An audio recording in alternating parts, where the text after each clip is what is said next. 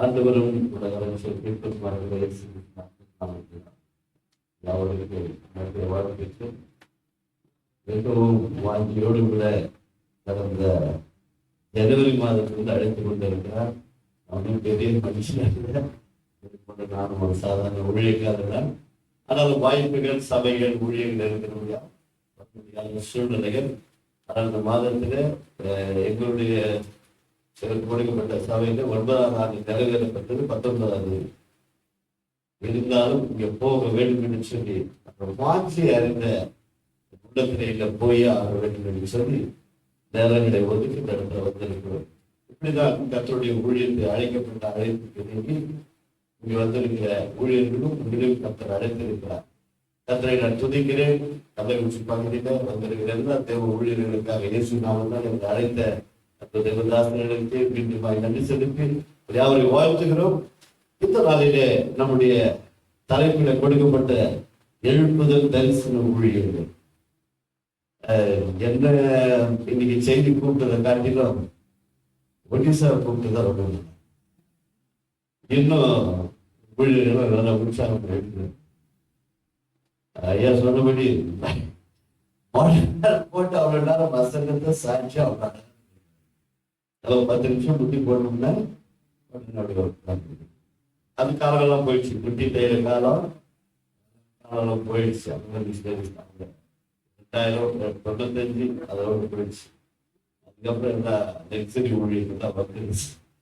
அதனால இதுக்கு அப்பதான் நம்ம சிந்தி கொண்டு வராம மாறாக நேரடியா வசனத்திற்கு கடந்து சொல்வோம். கண்களுக்கு சிறப்பாக நான் சொல்லிப்போம். திருவள்ளுவர் நல்ல ஆண்டவரை தகப்பன இந்த மத்தியான பிள்ளைக்காக மீண்டும் நாங்கள் நன்றி செலுத்துகிறோம். அன்றைய துதி, ஆராதனை, செப தூபங்கள் எல்லாவற்றிற்கும் மேலாக தெரிந்து கொள்ளப்பட்ட தேவதாசன் ஒடிசா பகுதியிலிருந்து அன்றைய கள்ளக்குறிச்சி பகுதியில் வந்து அன்றைய உங்களுடைய நாமத்தை மகிமைப்படுத்தும்படி நீ செய்த மகிமையான காரியங்களை அறிவித்த உங்களுடைய தேவதாசனுக்காக நாங்கள் நன்றி செலுத்துகிறோம். அப்பா, அவர் கொடுக்கப்பட்டிருந்த தாழ்மைகளுக்காக, அவர் கொடுக்கப்பட்டிருக்கிற வைராக்கியத்திற்காக, அவர் கொடுக்கப்பட்டிருக்கிற ஆத்தும தாகத்துக்காக உமக்கு நாங்கள் நன்றி செலுத்துகிறோம் ஐயா. அப்படியே தெரிந்து கொள்ளப்பட்ட எங்களும் கூட அன்றர இப்படிப்பட்ட ஒரு வாஞ்சை தாகம் எங்களுக்குள் வர தேவ ஆவியானவர் எங்களுக்கு அருள் புரிபடியா நாங்கள் செபிக்கிறோம் ஆண்டவரே. இதுவரைக்கும் நாங்கள் என்ன செய்தோம் என்று அல்ல ஆண்டவரே, இனி என்ன செய்ய போகிறோம் என்பதை தேவ ஆவியானவர் எங்களை மறைத்து என் தேவன் வெளிப்படும்படியாய் ஒரு அன்பின் கரங்களில் ஒப்பிடுகிறோம். நீங்க பேசுங்க, நாங்கள் கேட்கிறோம். இயேசுவின் நாமத்தினால் பிதாவே.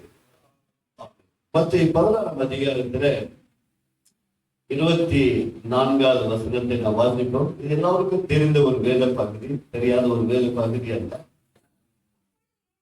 அப்பொழுது இயேசு தன்னுடைய சீடர்களை நோக்கி, ஒருவன் என்னை பின்பற்றி வர விரும்பினால் அவன் தன்னைத்தான் வெறுத்து தன் சிலுவையை எடுத்துக்கொண்டு என்னை பின்பற்ற கடவன்.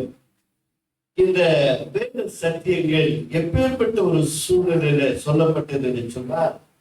இயேசு தான் தெரிந்து கொள்ளப்பட்ட சீடர்களை பார்த்து என்னை யார் என்று சொல்லுகிறார் என்று சொல்லும் பொழுது அநேக காரியங்களை சொல்லுகிறார்கள். நீர் ஒரு இறைவாக்கினர், நீர் எலியா, இப்படி பல தீர்க்கதரிசிகளுடைய பெயர்களை சொல்லி சொல்லுகிறார்கள். அப்போது இயேசு சீடர்களை பார்த்து கேட்கிறார், நீங்க யாருன்னு நினைக்கிறீங்க?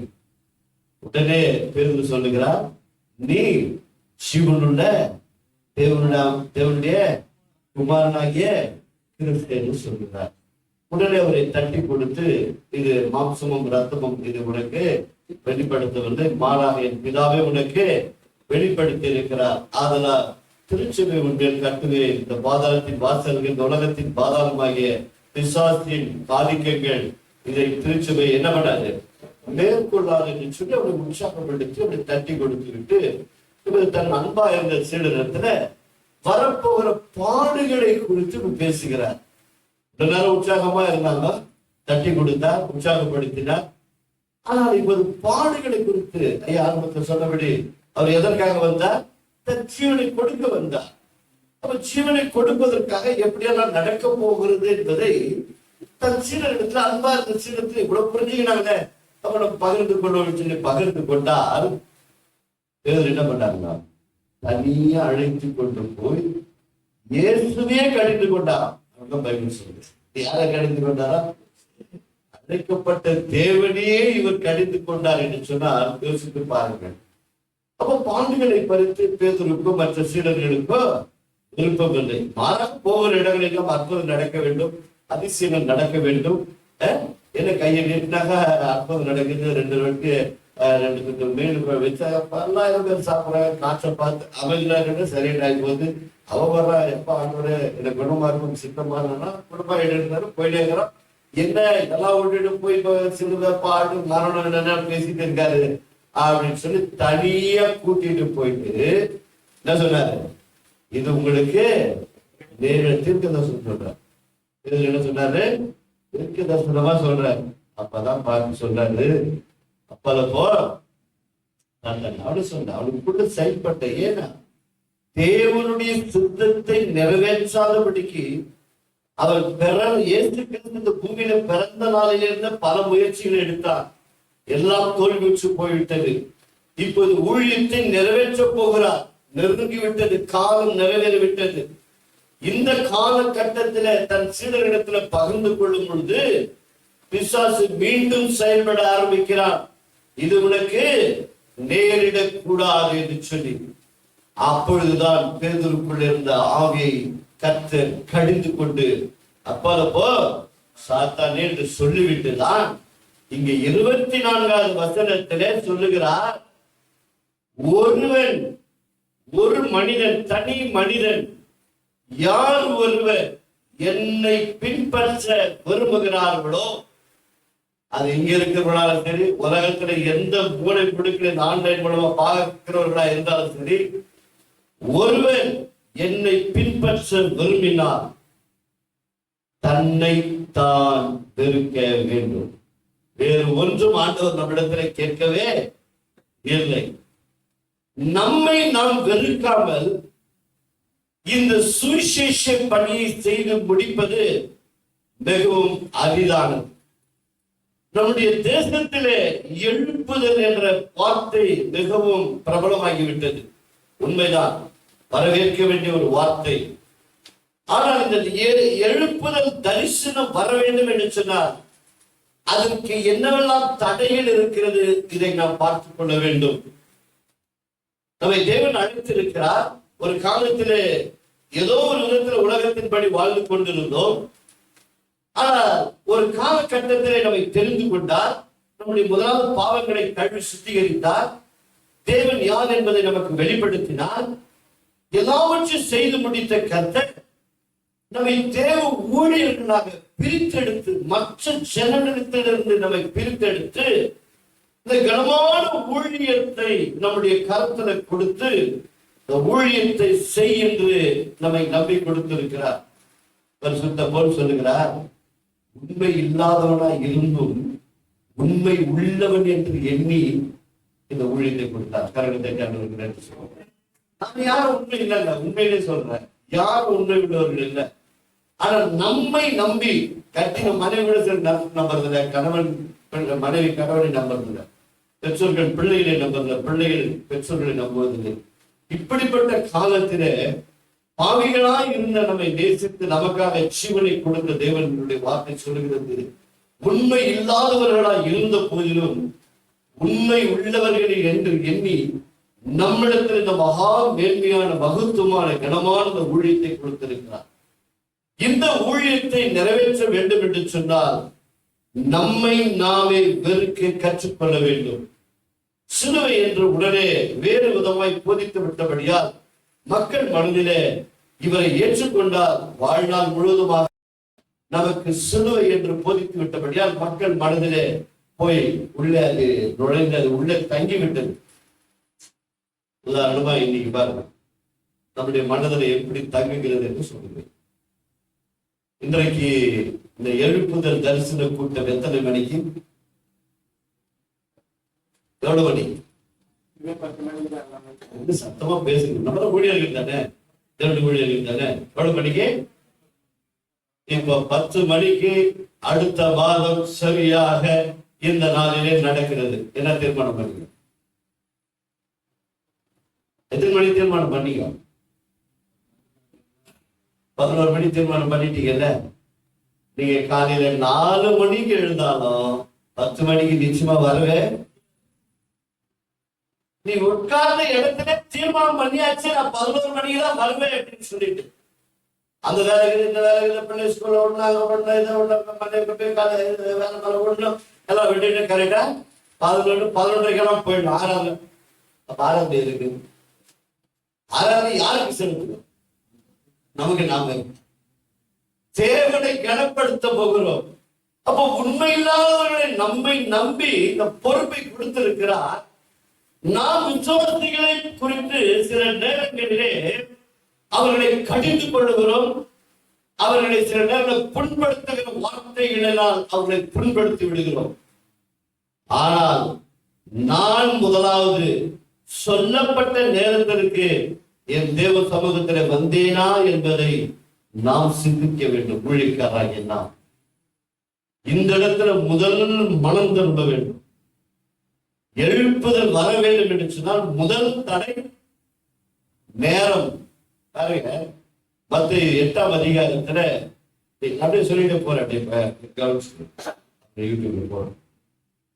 மத்தேயு 8ஆம் அதிகாரத்துல 2 பிசாசு பிடித்தவர்கள் கல்லறையிலையும் மற்ற இடங்களிலும் கட்டி கொண்டு மக்கள் அந்த பக்கம் வராதபடிக்கு மிகவும் கூக்குரலிட்டு ஜனங்களை பயமுறுத்தி கொண்டிருந்தது பிசாசு. இயேசு அந்த வழியாய் வருகிறார். வரும் பொழுது அவன் ஒரு பொய்யை சொல்லுகிறார். தேவனுடைய குமாரனே, காலம் வருவதற்கு முன்னாக ஏன் எங்களை துன்பப்படுத்த வந்தீர்? என்ன சொன்னா? நிறைய டைம் இருக்குது, இதுக்குள்ளே இறங்கி வந்துட்டீங்களே, இது என்ன நியாயம் அப்படின்ற மாதிரி கேட்கிறான். வேதம் சொல்லுகிறது, கலாத்தியர் 4ஆம் அதிகாரம் 5வது வசனம், காலம் நிறைவேறின பொழுது நியாய பிரமாணத்தின்படி சிறுநிடத்தில இயேசு இந்த உலகத்தில மனித அவதாரம் எடுத்து வந்தார். கரகத்தை தேவன் மனித குலத்தை மீட்பதற்காக ஏதேன் தோட்டத்திலே அறிவித்தார். இதோ உன் வித்துக்கும் அவள் வித்துக்கும் பகை உண்டாக்குவேன், அவர் உன் தலையை நசுக்குவார், நீ அவளுடைய குதிங்காலை தீண்டுவாய். சொல்லப்பட்ட அந்த இறைவாக்கு நிறைவேறுகிற காலம் வரைக்கும் 4000 வருடங்களாய் தேவன் பொறுமையோடு கூட காத்திருந்தார். காலம் நிறைவேறின பொழுதுதான் கர்த்தர் பூமியில மனித அவதாரம் எடுத்து வந்தாரே தவிர காலம் நிறைவேறுவதற்கு முன்பதாக வரவே இல்லை.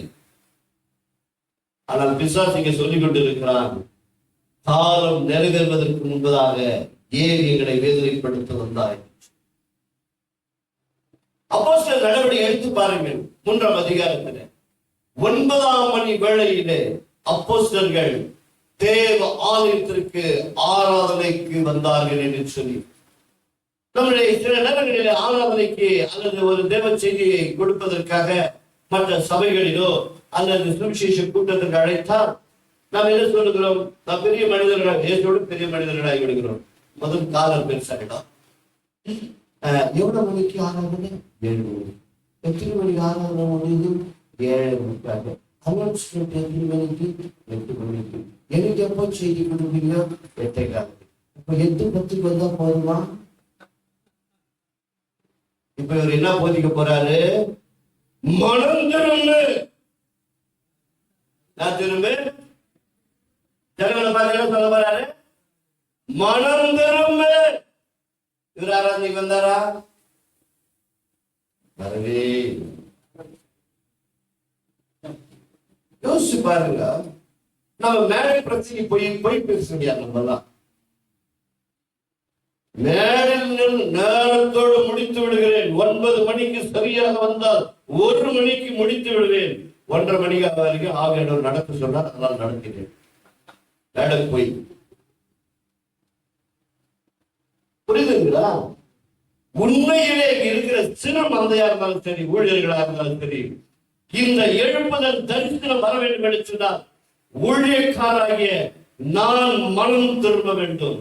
நான் மனம் திரும்பாமல் மக்களை மனம் திரும்பு, இயேசுவை இரட்சகராக ஏற்றுக்கொள் என்று சொல்வோம் என்று சொன்னார்.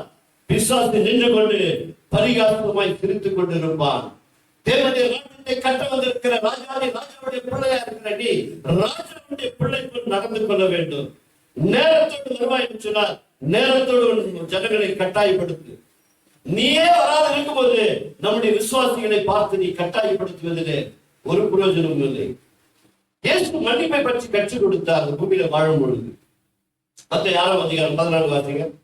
இங்க இருக்கிறவங்க எத்தனை பேர் இந்த வேலை செஞ்சிருக்கிறீங்க பாருங்க. எழுப்பதற்கு வேற தடையே இல்லைங்க. என்னுடைய அனுபவத்துல நான் பார்த்து கொண்ட சில காரியங்கள், மனுஷனுடைய தப்பிதங்களை நீங்கள் அவர்களுக்கு மன்னித்தால் உங்கள் பரமபிதா உங்களுக்கும் மன்னிப்பார். யார் உனக்கு துஷ்மன்? யார் உனக்கு எதிராளி?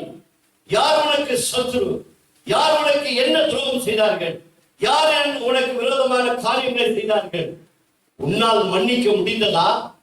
மன்னிக்க சொல்லி கற்றுக் கொடுக்கிறோமே, என்னால் மன்னிக்க முடிகிறதா?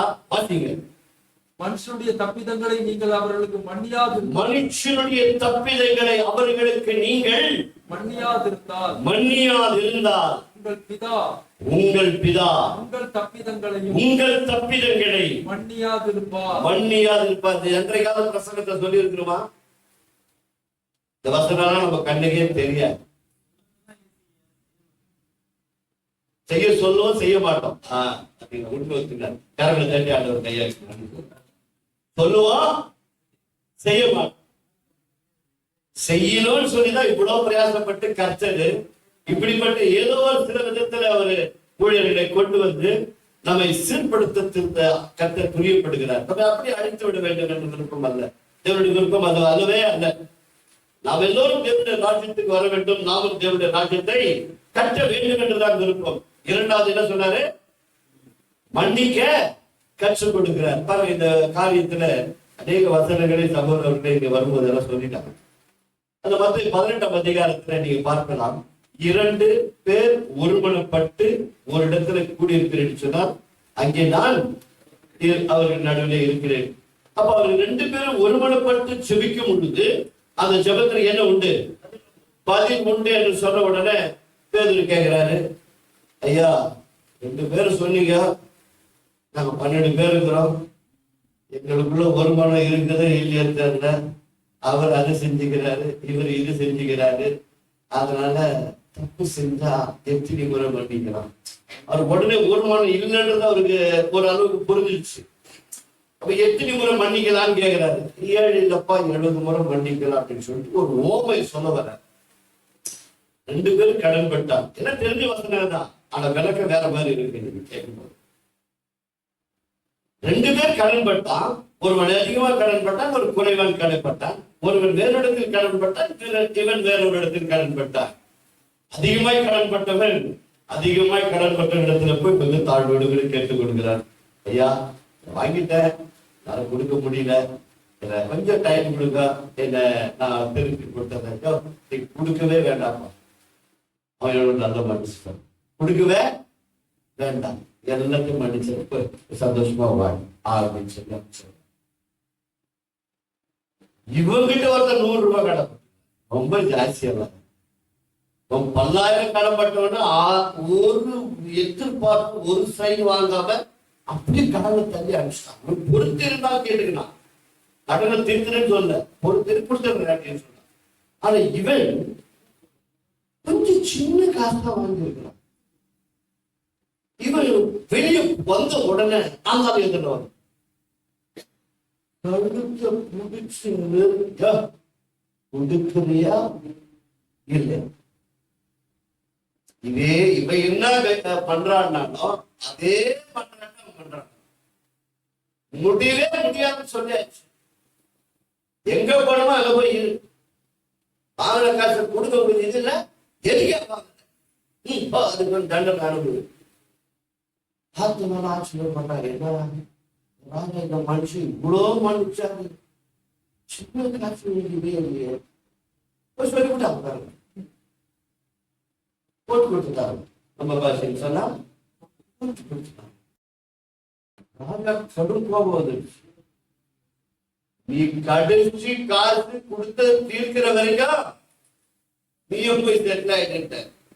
35வது வசனம் வாசிக்க. நீங்களும் அவனவன் தன் தன் சகோதரன் சகோதரி மனைவி பிள்ளைகள் உறவுகள் சொந்த பந்துக்கள் அல்லது அக்கம் பக்கம் வாழ்கிறவர்கள் யாரோ ஒருவர் உங்களுக்கு தப்பிதம் செய்திருந்தால் மனப்பூர்வ மன்னிப்பது சும்மா மன்னித்த போ அப்படி அல்ல, இதயபூர்வமாக மன்னித்தால் என் பரம பிதாவும் உங்களுக்கும் இப்படி கரங்களை தட்டி ஆண்டவருக்கு நன்றி சொல்லுவோம். நம்முடைய தேவன் நாம் செய்த பாவங்களுக்கு தக்க தண்டனை கொடுத்திருப்பார் என்று சொன்னால் இங்கு இருக்கிற நானே இருந்திருக்க முடியாது. அத்தனை பாவங்கள், 1 அல்ல 2 அல்ல 100 அல்ல 1000 அல்ல, கணக்கிட்டால் எழுத முடியாது, சொல்ல முடியாது. பார்வைக்கும் சிந்தனையிலும் செய்த பாவங்கள் உங்களால் இங்க எத்தனை பேர் சொல்ல முடியும்? அது வெளியாகமா சொல்லலாம், குடிச்சேன்னு சொல்லலாம், கொண்டாடி அடிச்சேன்னு சொல்லலாம், பேசித்தனம் பண்ணேன்னு சொல்லலாம், அப்புறம் வேற எதையா அந்த வீட்டுல 2 பொருள் தேடி 4 பாவத்தை சொல்லலாம். திருத்தியெல்லாம் உள்ள இருக்கிறதால யார் சொல்றது? முடியாதுங்க. அவ்வளவு இலவசமாய் தேவனாகிய கர்த்தர் பரலோக தேவன் இந்த பூமிக்கு இறங்கி வந்து தன் ஜீவனை கொடுத்து நம்மை கழுவி சுத்திகரித்து வேதம் சொல்லுகிறது அவர் நம்முடைய பாவங்களை நினைப்பதில்லை என்று சொல்லி கரங்களை தட்டி ஆண்டவருக்கு நன்றி.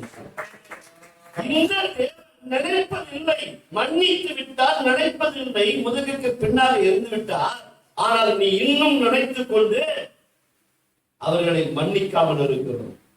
வேதம் சொல்லுகிறது எபிரேயர் 4ஆம் அதிகாரம் 26ல நீ கோபம் கொண்டாலும் பாவம் செய்யாது. வசனம் தெரியும். சூரியன் அஸ்தமிக்கிறதுக்கு முன்பாக கோபம் போச்சா தெரியுமான்னு சொல்லி தெரியல. காலையில மனைவி திட்டிருந்து உண்மைதான், காலையில கணவன் திட்டிருந்து உண்மைதான், இல்லைன்னு சொல்ல வரல. போகும்போது அவசரத்துக்கு டைம் சரியா செய்யாதனால பிள்ளைகள்லாம் குறுக்காக வந்ததுனால ஏதோ 2 வார்த்தை வாய் விட்டு போயிட்டோம். இவர் சாயங்கால வரவரும் மனம் திருப்பி வராது, மனைவிக்கு ஃபுல் பிளான் கொடுத்துட்டாங்க.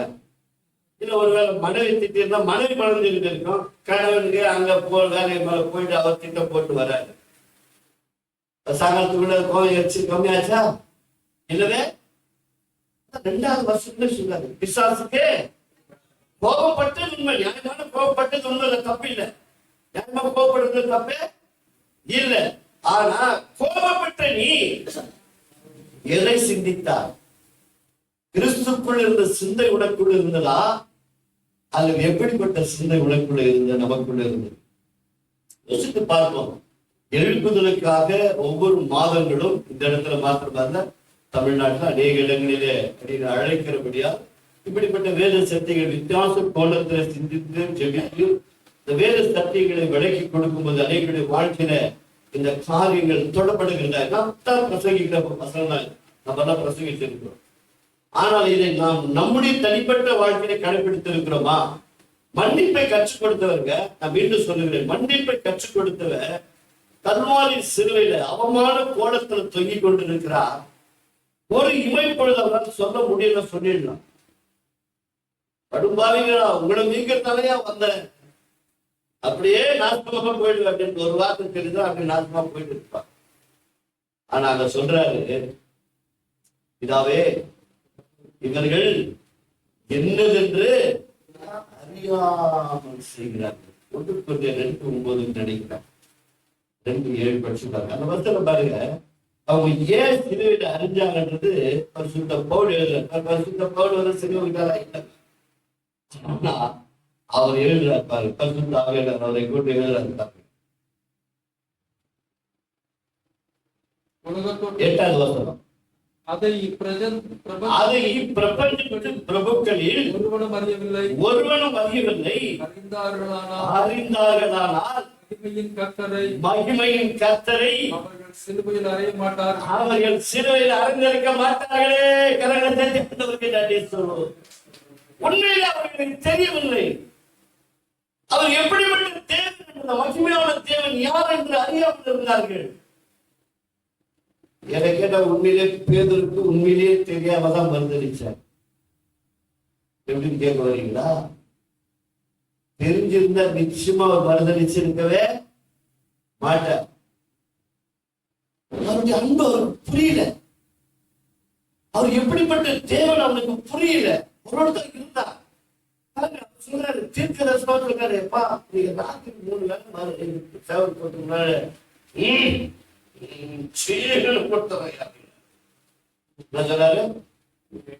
தேவனே கொடுத்துறாரு. இல்லையா, நான் சொல்ற வார்த்தைக்கு நீ நம்பு.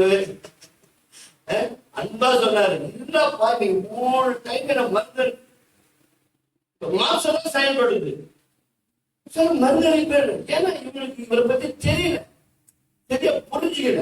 அதனாலதான் அவங்க மருந்தளித்து. இதே பேரு பெந்தெகோஸ்து நாளிலே நீங்கள் சிலுவையில் அறைந்த அந்த இயேசுவை தேவனே, இப்ப எப்படி வந்துச்சு புரியுதுங்களா? இப்போ அந்த புரிஞ்சுக்கலாம். ஏன்னா அந்த பேருந்த மீன் பிடிக்கிறவரை மனுஷனா பிடிக்கிற மாத்தி சொல்லியும் கூட எல்லாத்தையும் விட்டுட்டு போன உயிர் தேர்ந்தது இன்னும் புரியல. உயிர் தேர்ந்த பிறகு இன்னும் புரியல. நான் மீன் பிடிக்க போகிறேன்னு 2 பேர் கூட போயிட்டேன்.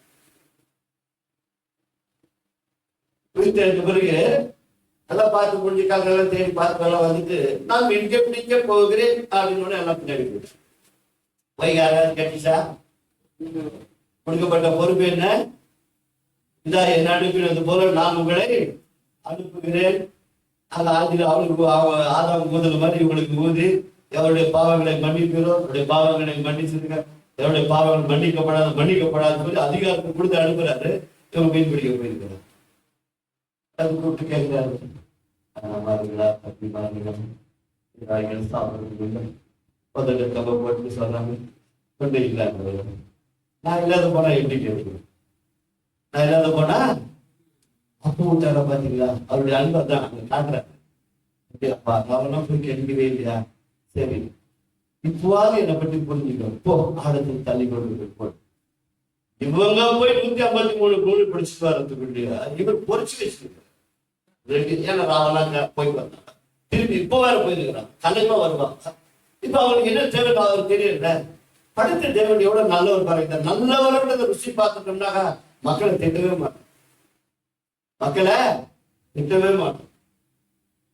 ஏன்னா நம்மகிட்ட சிலது இருக்குது, அவங்களை திட்டின பிரயோஜனம். அப்போ அங்க பாருங்க, அவங்க அன்பை வெளிப்படுத்துகிறார். கலைப்பா வந்தாங்கன்னு சொல்லி கொஞ்சம் வீடு குடிச்சிட்டு அதுக்கப்புறம் தான் அன்பா கேட்கிறாரு, செய்தியா யார் வீட்டுல பேசுறப்பா? அது 2 வாட்டி சொல்லணும், 3ஆவது வாட்டி இதுக்கு மேல நான் ஒண்ணு சொல்ல. அப்போ தேவனாகிய கர்த்தருடைய அன்பை புரிந்து கொண்டால் அவர் கொடுக்கப்பட்ட அந்த ஊழியங்களை நிச்சயமாய் நாம் நிறைவேற்றுவோம். அல்லேலூயா. நம்முடைய சபையில் இருக்கிற விசுவாசிகள் சில தவறுகள் செய்கிறது உண்மைதான், இல்லை என்று சொல்லவில்லை. சில காரியங்கள் அவர்கள் வருகிறேன் என்று சொல்வார்கள், சபைக்கு வரவே மாட்டார்கள். சில நேரம் இந்த ஐயா கண்டிப்பா இந்த வாரம் வரவே மாட்டார், வீட்டுலதான் இருப்பாரு. என்ன போட ஒண்ணும் முடியலையான்னு சொல்லுவாங்க. அப்போ அவர்களுக்காக நான் என்றைக்கு உண்மையிலே அவர்கள் வர வேண்டும் என்று விருப்பப்பட்டு ஆச்சம பாரத்தோடு அவர்களுக்காக நான் பிரயாசப்பட்டதுண்டா? வரலன்னா விடு, வரலன்னா என்ன, அத்தனை நம்மோடு இருக்கிறான் அப்படின்னு நம்ம என்ன பண்ணிடுறோம், அந்த குடும்பத்தை விசாரிக்காதே போயிடும். விசாரிக்காமலே போகும்போது அந்த குடும்பம் என்ன ஆகுது, பின்வாங்கி போகுது. யோவான் 10ஆம் அதிகாரத்துல வாசிச்சு பாருங்க, 10:11 சொல்றாரு, திருடன் திருடவும் கொல்லவும் அழிக்க வருகிறான், நானும் அவைகளுக்கு ஜீவனை கொடுக்கவும் அது பரிபூர்ண அடைய வந்தேன், நானே நல்ல மெய்ப்பெண். இங்க இன்னொரு மெய்ப்பெண்ணை பத்தி சொல்றாரு. இது யாராவது நீங்க மனம் தெரிவிங்க, 8 பேருக்கு மனம் திரும்ப ரெடியா இருக்கும். 12 வாசிப்பு. மெய்ப்பனாயிராதவனும் ஆடுகள் தனக்கு சொந்தமல்லாதவனும் தனக்கு சொந்தம் அல்லாதது என்றும் கூலியால் ஓனாய் வருகிறதை கண்டு ஆடுகளை விட்டு ஓடி போகிறான். அப்பொழுது ஓனாய் ஆடுகளை அப்பொழுது ஓனாய் ஆடுகளை பீறி பீறி அவைகளை சிதறடிக்கும். சிதறடித்து விடும். இன்றைக்கு உனக்கு கொடுக்கப்பட்ட மந்தையில் இருக்கிற ஆடுகளை பிரித்து உனக்கும் எனக்கும் எந்த அளவுக்கு அக்கறை இருக்கிறது? ஆடு சில நேரங்களில அது ஒரு ஆடு இப்படி போனா 4 ஆடு பின்னாடி போகத்தான் செய்யும். அது நம்ம தடுக்க முடியாது. ஆனா இவனுக்கு சொந்தமான ஆடு என்பதை அவன் மனதில் வைக்கவில்லை. தேவன் எனக்காக என்னை கொண்டு ரட்சிக்கப்படி, என்னை கொண்டு இந்த குடும்பத்தை மீட்கப்படி, என்னை கொண்டு இந்த குடும்பத்தை தேவனுடைய ராஜ்யத்துக்கு நடத்தப்படி, என்னை கொண்டு இந்த குடும்பத்தை ராஜ்யம் கடைசியில் சேர்க்கிற வரைக்கும் எனக்கு கடமை உண்டு, பொறுப்பு உண்டு என்ற அந்த உணர்வு இல்லாதபடியாகவே அவன் கூலிக்காக செய்கிறபடியா. ஐயா சொன்னாங்க, ரயில்வே ஸ்டேஷன்ல யார் யார் உங்களுக்கு காணிக்கை கொடுப்பாரு? இதுதான் எங்களுடைய ஊழியமும். காணிக்கை பத்தி சபையில பேசுறதே கிடையாது. உன்னை பத்தி சபை மக்கள் தெரிந்து கொண்டா நீ கேட்க வேண்டிய அவசியம் இல்லை. கர்த்தர் நாம் மகிமைக்காக அவர்கள் சொல்லிக் கொடுப்பது சில காரியங்கள் தெரியாமல் சொல்லிக் கொண்டாங்க. கட்டாயப்படுத்தும் போது அவர்கள் மனப்பூர்வமாய் கொடுப்பதில்லை. கொடுக்க வேண்டுமே, கொடுக்காவிட்டால் சபை பாஸ்டர் சபித்து விடுவாரே காரணத்தோடு கொடுக்கிறார்கள். மறந்து விடாது. என்னுடைய வாழ்க்கையின் அனுபவம் 30 வருட அனுபவத்தில் நான் சொல்லுகிறேன். இதுவரைக்கும் நான் சாதாரண ஒரு ஆட்டோ டிரைவர் நின்று பேசுவேன். மனசெல்லாம் மாறி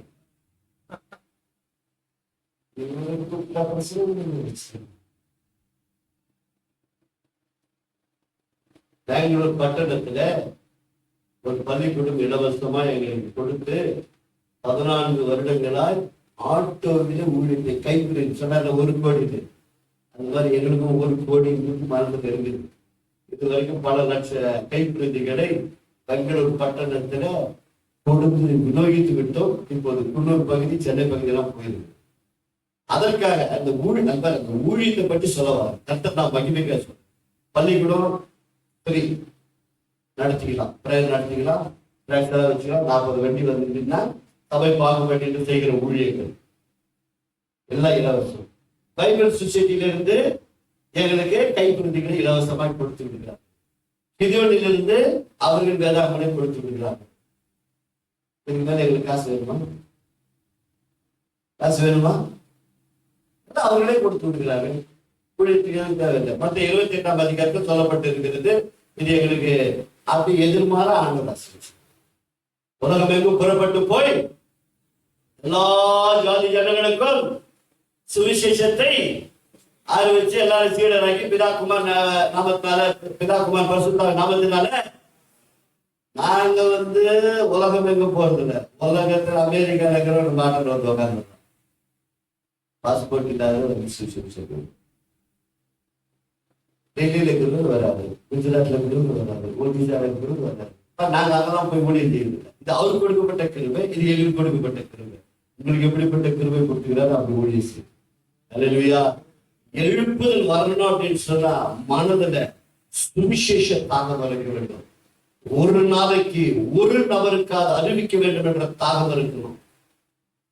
அப்படிப்பட்ட தாகம் இருந்தால்தான் உன்னிடத்திலே ஆடுகளை, மந்தைகளை அனுப்புவார். மந்தையாக அனுப்புவார். அந்த ஆடுகளே உனக்கு போஷிக்கும். அந்த ஆடுகளே சபையின் தேவைகளை சந்திக்கும்படி அவர்கள் இதயத்திலே கர்த்தர் பேசுவார். கூலிக்காக வேலை செய்யவே கூடாது.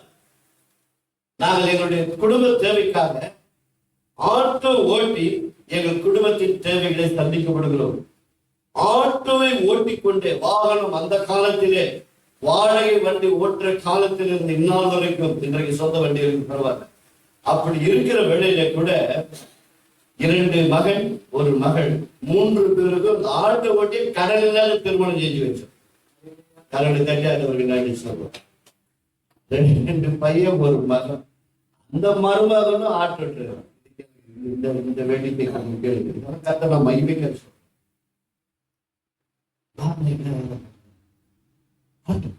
நானும் சந்தோஷமா இன்விடேஷன் கொடுத்துருக்கேன். அவங்க முகம் மாறிடுச்சு. பாஸ்டர் கொடுத்துருக்கு ஆட்டோ டிரைவர். நான் என்ன அப்படின்னு அவ்வளவு கேவலமா அவங்க முகம் மாறிடும். சொந்தத்துல இருந்து ஊழியர்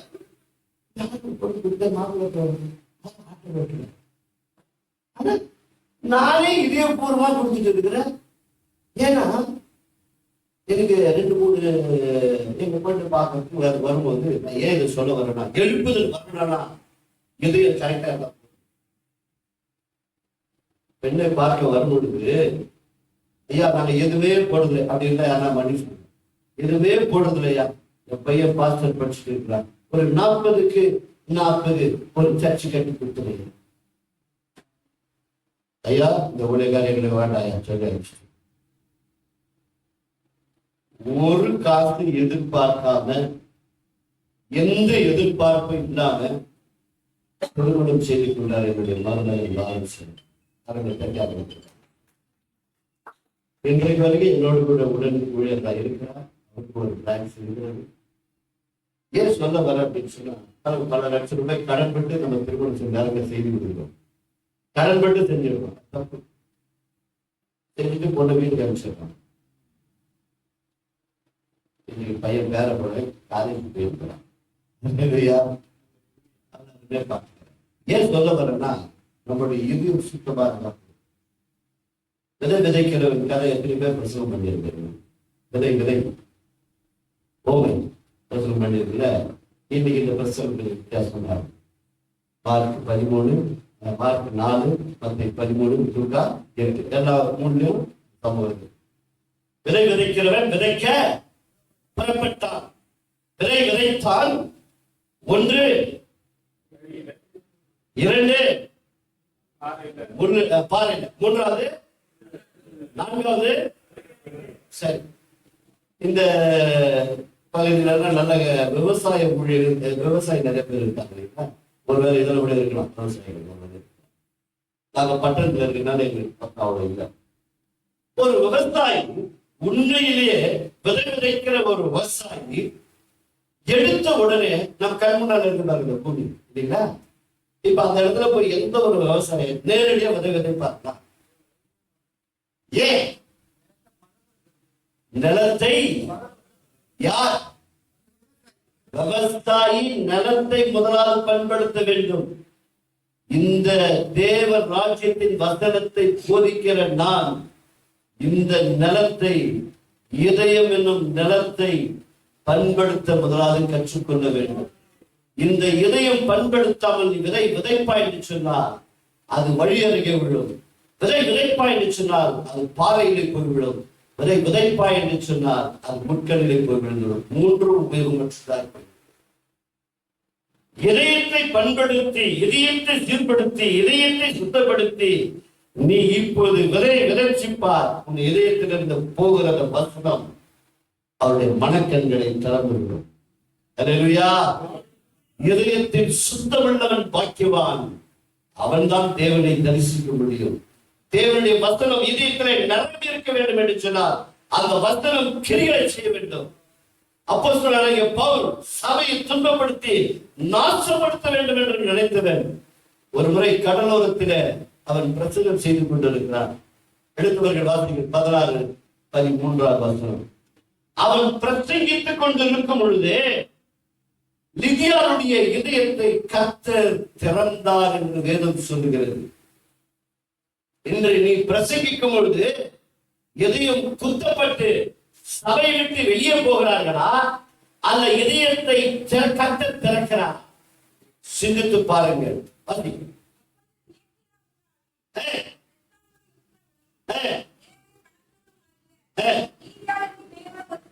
ஒரு ஸ்திரீ அந்த வார்த்தைகளை பவுல் பிரசங்கிக்கிற பிரசங்கத்தை கேட்டுக் கொண்டிருக்கிறார். இப்ப பவுல் பிரசங்கிக்கிறார். பவுல் சொல்லியவைகளை கவனிக்கும்படி கர்த்தர் அவருடைய இடத்தை கரங்களை நீ பிரசங்கிக்கும் போது கர்த்தர் விசுவாசிகளுடைய இதயத்தை திறந்து விடுவிட்டுவார். அல்லேலூயா. இன்று இப்பேற்பட்ட பிரச்சனத்தை தான் நான் செய்ய வேண்டும், நீ செய்ய வேண்டும் தவிர அவர்களை எப்பொழுதும் பார்த்தாலும் குற்றவாளியாக சொல்லிவிட்டு நாம் நீதிமான்களாக இங்கு நிற்க கூடாது. நாம் எத்தனையோ தவறுகளை செய்துவிட்டு வருகிறோம். சகோதரர்கள் கோச்சு கூட எபிரேயர் 5ஆம் அதிகாரத்துல 22 நம்ம புடிச்சுக்கணும். 21 பிரசங்கிக்கிறதே இல்லை. சகோதரிகள்லாம் அதுக்காக இன்னைக்கு சாயங்காலமே போய் சகோதரர்லாம் இந்த வசனம் தான் எனக்கு புரியவே இல்லை, நீங்க பெங்களூர்ல வந்து அந்த பிரசங்க புரிய வச்சுட்டாரு, நீ இப்படிதான் நடந்துக்கணும் போய் நம்ம விடக்கூடாது. வாசி 21 வாசி.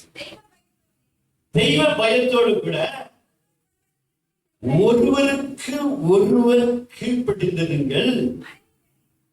அதுக்கப்புறம் மனைவிக்கு ஒரு ஆலோசனை கொண்டு வர, மனைவிகளே உங்கள் சொந்த நம்ம இந்த 22 பிரசங்கிக்க ரெடி, 21 பிரசங்கிக்க ரெடியா இல்லையா? ஒருவருக்கு ஒருவர் கீழ்ப்படிந்திருங்கள். கீழ்ப்படிதல் எத்தனை பேர் புரியுது சொல்லுங்க. நம்ம பிரசங்க எவ்வளவு பேர் புரியுது சொல்லுங்க. யாருக்கு யார் கீழ்ப்படிணும்? மனைவி புருஷனுக்கு கீழ்ப்படிணும். எதுக்கு கீழ்ப்படிணும்? மனைவிக்கு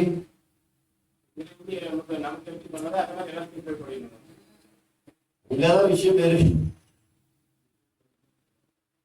நீ உண்மையா உன் சொன்னால் உன் மனைவி சில நல்ல காரியங்களை சொல்லும் போது அதை மதிக்க வேண்டும். அவங்களை மதிச்சா கீழ்ப்படுவீங்க. மனைவிகளே உங்கள் புருஷனுக்கு கேள்வி சொல்ற விதமே சரியில்லையே. புரியுதுங்களா? ஒருவருக்கு ஒருவர், இருவர் அல்ல ஒருவர். நம்ம 2 பேரும் ஒருத்தர், கணவன் மனைவி. நான் அவர்களை நேசித்தால் அவர்கள் சொல்லுகிற வார்த்தை அவர்கள் மதிப்பார்கள். அவர்கள் என்னை நேசித்தால் நான் சொல்லுகிற வார்த்தையை மனைவி என்னை நேசிப்பார். ஒருவருக்கு ஒருவர் கீழ்ப்படிங்கள். அதுக்கப்புறம் தான் சொல்றது மனைவிகளே. அப்புறம் உங்களுக்கு நமக்கு என்ன சொல்லியிருக்காரு?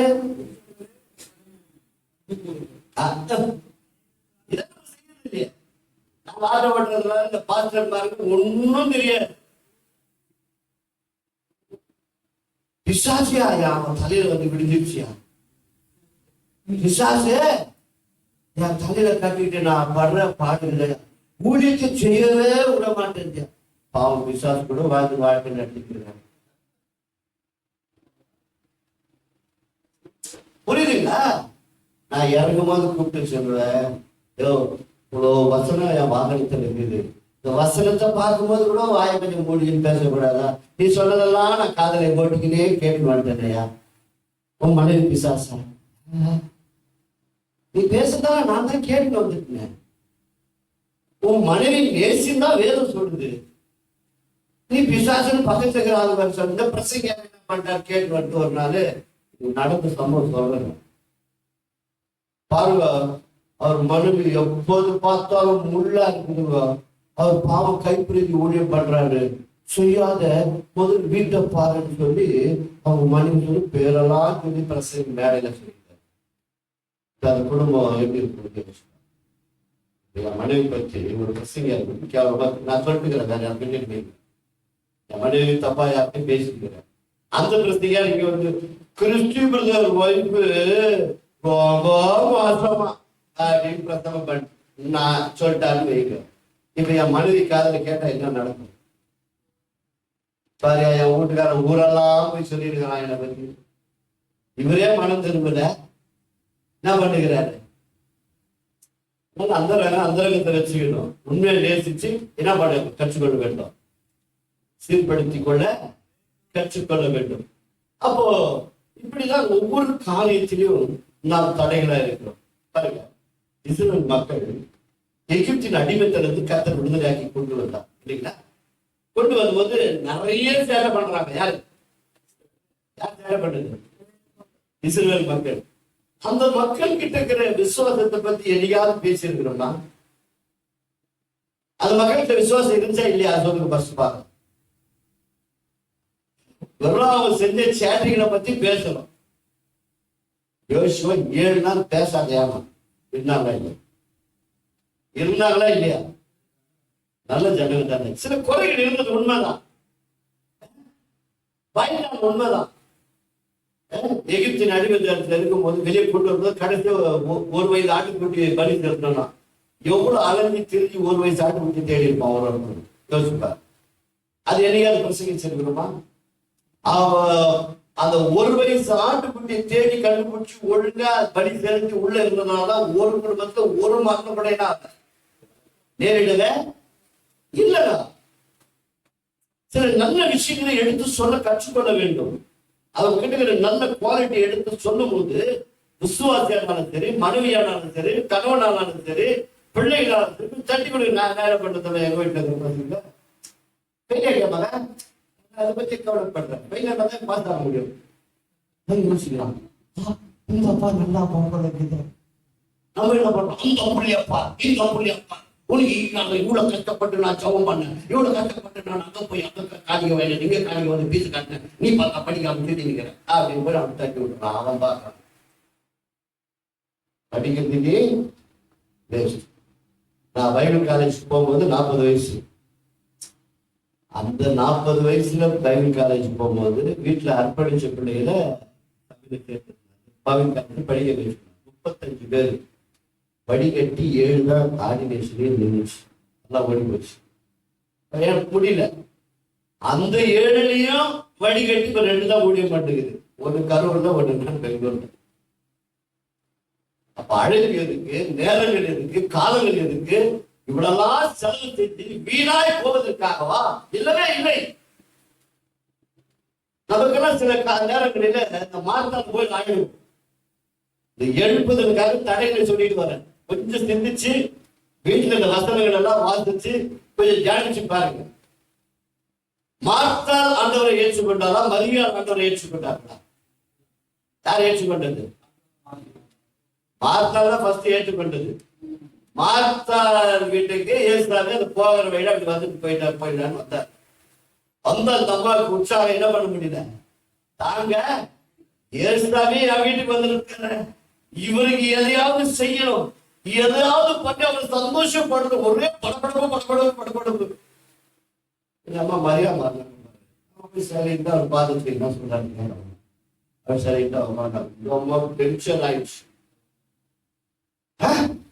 நான் இவ்வளவு வேலை பண்ணிருக்கிறேன், நீ பார்த்தா என்ன சொல்லிருக்கணும்?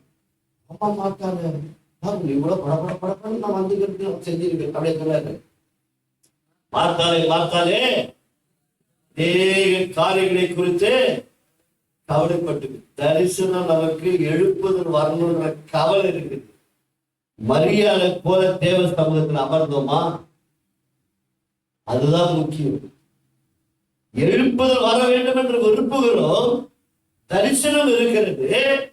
ஆனால் தேவ சமூகத்திலே மரியாதை போல அமர்ந்து அவர் வார்த்தை கேட்டு அவர் வார்த்தையின்படி ஜெபித்து அவர் வார்த்தையின்படி நான் மற்றவர்களுக்கு போய் பிரசங்கித்தேனா? அவருடைய அன்பை பற்றி எத்தனை பேருக்கு ஒரு நாளைக்கு நான் சொன்னேன்? எத்தனை பேர் தேவனுடைய ராஜ்யத்தினை கொண்டு வந்து சேர்த்தேன்? எத்தனை பேருக்கு நான் இன்றைக்கு தேவனுடைய அன்பை வெளிப்படுத்தினேன்? சற்று சிந்தித்து கவலை இருக்குது.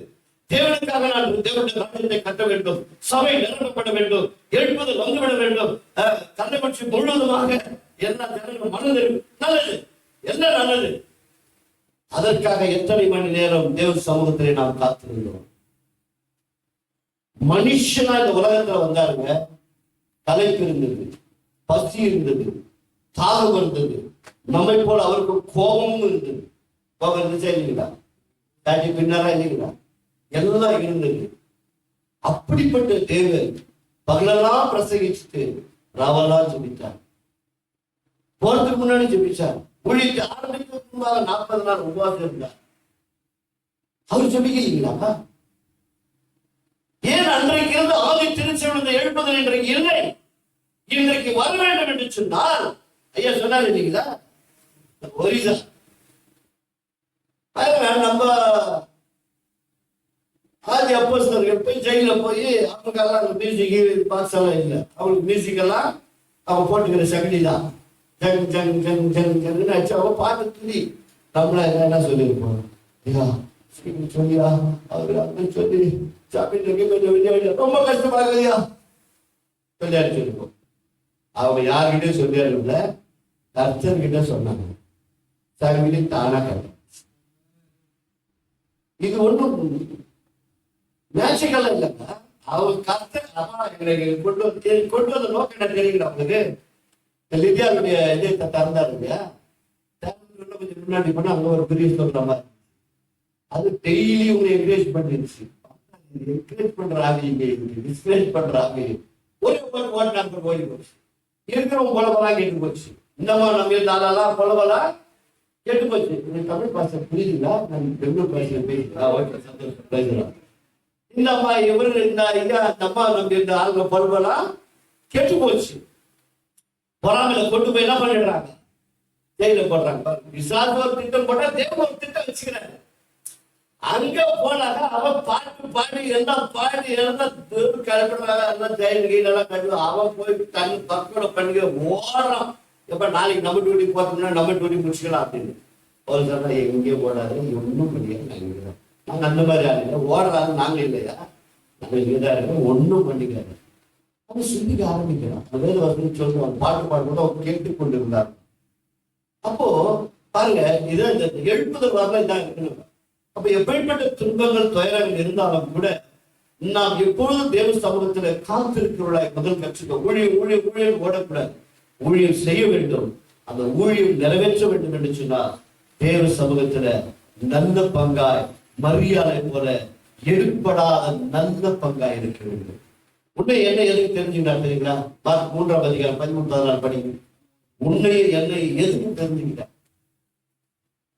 நாம இந்த காரியத்தில் ஈடுபட்டு இருக்கு. பிரசவமான ரெடியா இருக்கிறோம்.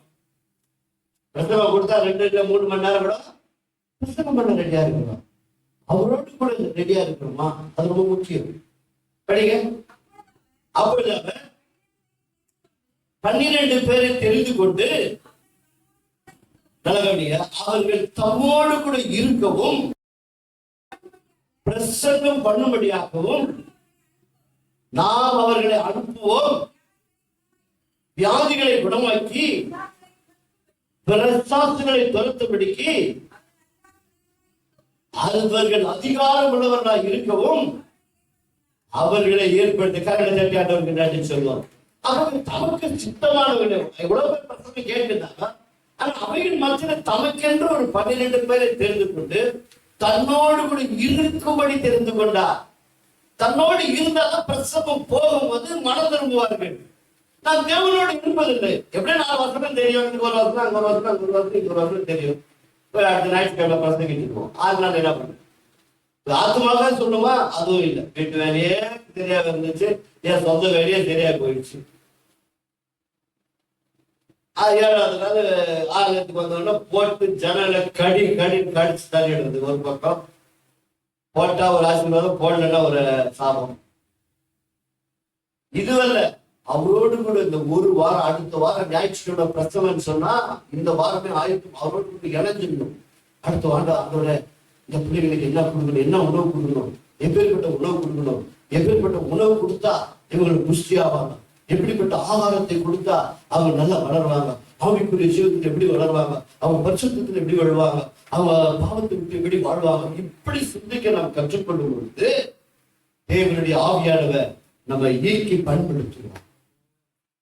நிறைய பேர் பாருங்க, எங்களுக்கு இருக்கிற ஒரே ஒரு பெரிய குழப்பம் என்னன்னா, ஐயோ ஒரு 15ஆம் அதிகாரம் 71 படிங்க. இன்றைக்கு இருக்கிற ஒரு பெரிய ஒரு வேதனைக்குரிய காரியம் என்னன்னா, இது ஒரு காரியம் நடக்குது. இன்னொன்று, இந்த யூடியூபை பார்த்துட்டு நிறைய பேர் தன்னுடைய வாழ்க்கையில ஊழியத்தை இழந்திருக்கிறாங்க.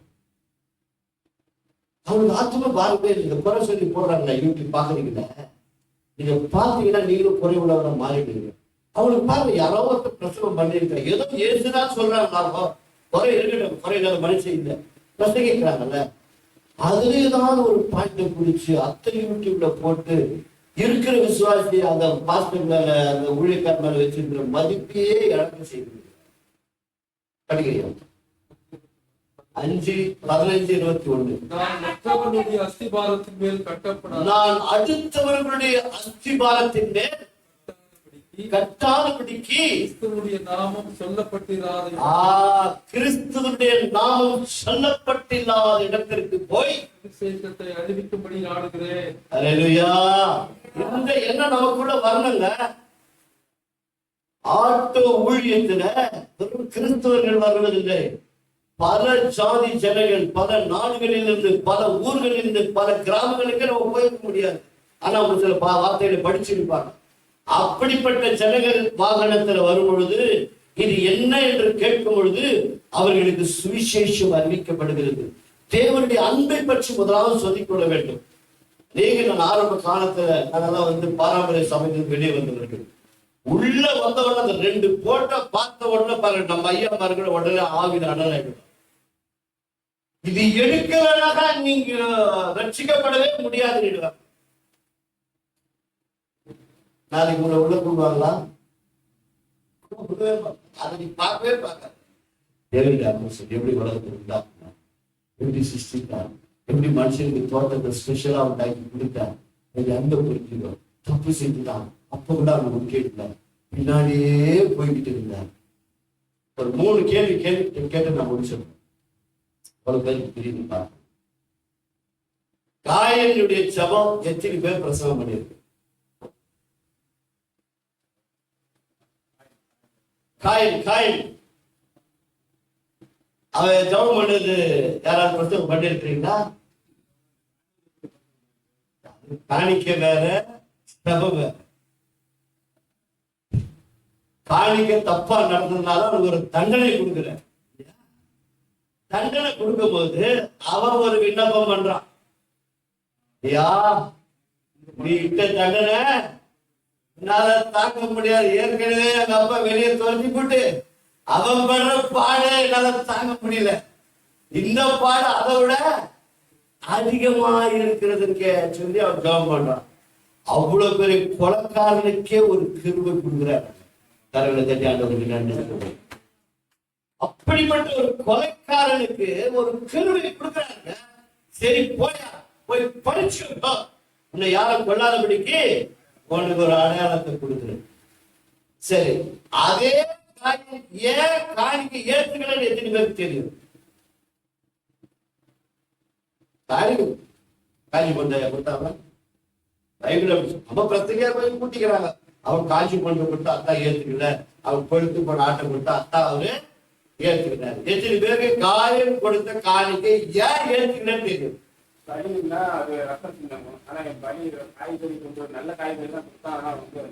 கிட்ட வந்துட்டு இன்னும் கொஞ்சம் கிட்ட வந்துடு. நல்ல பிரச்சனை கரண்ட் ஆனவருக்கு நன்றி சொல்றோம்.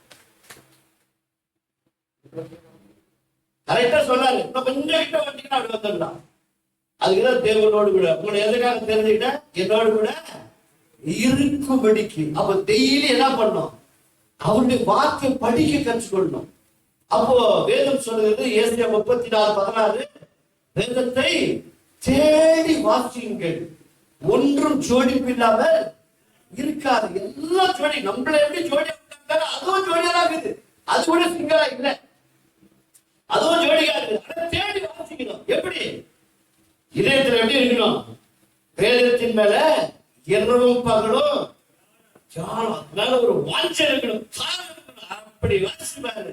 சங்கீதக்காரன் சொல்வா, இந்த வேதம் மட்டும் இல்லைன்னா என் துக்கத்துல அப்பே காய்க்காய்ட்டு இருப்பேன். இந்த வேதம் மட்டும் இல்லாம போயிருந்தா, நியாயப்பிரமாண புத்தகம் இல்லாம போயிருந்தா நான் என்றைக்கோ மடிஞ்சு போயிருப்பையா. சொல்றான் பாருங்க, இந்த வேதம் தான் அவனை காப்பாற்றுது. அவனே சொல்றான் பாருங்க, நான் வழி விலகி போனேன், வழி தப்பி போனேன், உலகம் என்னன்னு தெரிஞ்சுக்கிட்டேன். ஆனா இந்த வேதம் என்ன பண்ணிடுச்சு? காப்பாத்தி விட்டது. உபத்திரம் வந்தது நல்லது. ஏன்னா நான் போன பாதை சரியில்லை. அபிஷேகம் பண்ணப்பட்ட தாவீது தான், ஆனா வழி தவறி போயிட்டான். இப்ப கதறான், தேவனே சுத்த இதயத்தை தாரும், நலவரமான ஆவியை கதறணும். பாருங்க, வேத பத்திரம் இல்லை அப்படின்னு சொல்லியிருந்தா அன்றைக்கு தாவீதுடைய பெயர் இங்க வேறு விதமாக எழுதப்பட்டிருந்தது. இதயத்தின் கேட்கும் யார?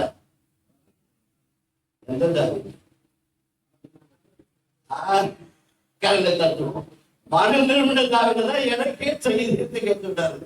அவன் அபிஷேகம் பண்ணப்பட்டவதான் கொலை செய்யறதுக்கு வாய்ப்புகள் கொலை செய்யாது இருந்தத. அப்படிப்பட்ட ஒரு இச்சையில போய் விழுந்ததுனால நடந்தது. ஃபர்ஸ்ட் கடவுளுக்கு துரோகம், இரண்டாவது தேசத்துக்கு துரோகம், மூன்றாவது வந்து உண்மை உள்ள அந்த ஊழியக்காரனை கொலை செஞ்சு, நான்காவது அடுத்த மனைவி தன் மனைவியை ஏற்றுக்கொண்டு இவ்வளவு பெரிய பாவம் செஞ்சுக்கிறான். இவனை பார்த்து யாருக்கு என்ன சொல்லுகிறார்? என் இதயத்தில் கேட்ட அப்ப உண்மையான மனம் திரும்புதல் அங்க இருந்தது. இதுதான் கர்த்தர் விரும்புகிறார். அப்போ ஒவ்வொரு மனிதனுடைய வாழ்க்கையிலும் சில மாறுதல்கள் வர வேண்டும். சரி, இந்த காணிக்கை கொடுத்தது ஏன் ஏற்றுக்கொள்ளவில்லை என்பது ஆதி ஆரம்பத்தில் நாம் பார்க்க முடியாது. இவன் காணிக்கை கொடுத்தால் அதை அங்கீகரித்தார், இவன் காணிக்கை கொடுத்தால் அதை அங்கீகரிக்கவில்லை. அதனால் அவன் பொறாமை கொண்டு தன் சகோதரனை கொலை செய்தான். கொலை செய்தவுடனே அவருடைய ரத்தம் பேசுகிறது. அது ஆண்டவர் கூப்பிட்டு கேட்கிறார், என்னப்பா சகோதரன்? நான் என்ன காவல், நான் என்ன காவல்? எவ்வளவு தைரியமா பேசுறான், பொறுமையா கேட்டுப்பா, ரத்தம் பேசிச்சு, அவ்வளவு தாழ்மை பேசுறேன். தேவனுடைய அன்பை மட்டும் நான் உங்களுக்கு விவரிச்சு சொல்றேன். மனம் திரும்பிடுங்க, நம்ம தான் மனம் திரும்பிடுவோம். என்கிட்டே சில குறை இருக்கு, எல்லாம் மனம் திரும்பிட்டோம்னா இந்த எழுப்பது இந்த தேசத்தை நம்ம உயிரோடு இருக்கும்போதே பார்க்கலாம். அல்லேலூயா. அப்போ இங்க இந்த காயின் எதனால் அவன் ஆண்டவர் அவனுடைய காணிக்கை ஏற்றுக்கொண்டாக, காயனுக்கு இந்த காணிக்கை கர்த்தருக்கு பிரியமில்லை என்று நிச்சயமாய் தெரியும். 1 யோவான் 3ஆம் அதிகாரம் 12வது வசனத்தை வாசித்து பாருங்க. எதெல்லாம் 11, 12 வாசனம் அப்பதான் புரியும். 1 யோவான், நாம் ஒருவரில் ஒருவர் அன்பு கூற வேண்டும் என்பதே நீங்கள் ஆதி முதல் கேள்விப்பட்ட விசேஷமாய் இருக்கிறது. முதல் என்பா எப்படி இருக்கணுமா? ஒருவரில் ஒருவர் அன்பா இருக்க வேண்டும். பொல்லாங்கினால் உண்டாயிருந்து சகோதரனை கொலை செய்த காயனை போல இருக்க வேண்டாம். அவன் எது நிமித்தம் அவனை கொலை செய்தான்? கிரியைகள் பொல்லாதவைகள், தன்னுடைய காணிக்கை பொல்லாதது என்று தன் சகோதரனுடைய கிரியைகள் நீதி உள்ளவர், தன்னுடைய சகோதரனுடைய காணிக்கை நீதி உள்ளது என்று நிமித்தம் தானே. ஹல்லேலூயா. கரங்களை தட்டி ஆண்டவருக்கு நன்றி சொல்வோம். இவன் கொடுத்த காணிக்கை இவனுக்கு தெரியுது. தேவன் இதை விரும்பவில்லை. தேவன் பாவம் செய்த மனிதன் ரத்தம் சிந்துதல் இல்லாமல் இடத்துல வரக்கூடாது. அப்ப இவனுக்கு யார் போதித்தது? ஆவேலுக்கு. இந்த காயனுக்கு யார் போதித்தது? அந்த போதனை கேட்ட பிறகுதான் ஆவேல் ஆடு ஓட்டிக் கொண்டிருந்தது உண்மைதான். அதனால ஆடு ஓட்டுனதுனால ஆடு கொடுக்கல, இவன் காய்கறி விளைச்சனால விவசாயம் பண்ணதுனால காய் கொடுக்கல, மாறாக இவர் ஏற்கனவே போதிக்கப்பட்டது. யூதாவின் புஸ்தகம் 1:14-15 வாசித்து பாருங்கள். ஆதாம் முதற்கொண்டு யோனோக்கு வரைக்கும் 7 தலைமுறைக்கு இயேசு வருகிறார் என்று அன்றைக்கு போதிக்கப்பட்டது. அந்த போதிக்கப்பட்ட போதனை கேட்டதனால்தானே அந்த காயன் என்னுடைய விருப்பத்தின்படிதான் காணிக்கை கொடுப்பேனே தவிர அவருடைய விருப்பத்தில் கொடுக்க மாட்டேன் என்று அநீதியாய் தெரிந்ததும் கூட நீதியின் காணிக்கை கொடுக்க அவன் தயாராக இல்லை. யூதாவின் புத்தகம் ஒரே ஒரு அதிகாரம் 14-15. ஆதாமுக்கு 7ஆம் தலைமுறை வரைக்கும் ஏழோக்கு இவர்களை குறித்து இதோ எல்லோருக்கும் நியாய தீர்ப்பு வரப்போகிறது. அவபக்தி உள்ளவர்கள் யாவருக்கும்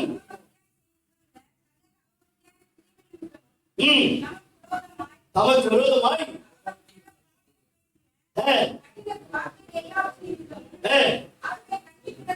அவர்களை கண்டிப்பதற்கும் 1000